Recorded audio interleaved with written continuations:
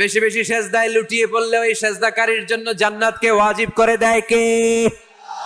কিয়ামতের ময়দানে আল্লাহ বলবেন, ও আমার বান্দারা, আমারে সেজদা দিয়ে দেখা। কারা কারা দুনিয়াতে সেজদা দিয়েছিলি, আজকে এই কিয়ামতের ময়দানে আমারে সেজদা দিয়ে দেখা। আমরা যারা দুনিয়ার বুকে সেজদা দিয়েছি, আমরা আল্লাহু আকবার বলে সেজদায় লুটিয়ে পড়বো, আলহামদুলিল্লাহ পড়েন। আর যারা দুনিয়ার বুকে সেজদা দেয় নাই, মসজিদে যায় নাই, সেজদাকারীদের সাথে আন্দোলন করে নাই, তারা সেদিন অনেক চেষ্টা করেও তাদের পিঠটারে বাঁকা করতে পারবে না।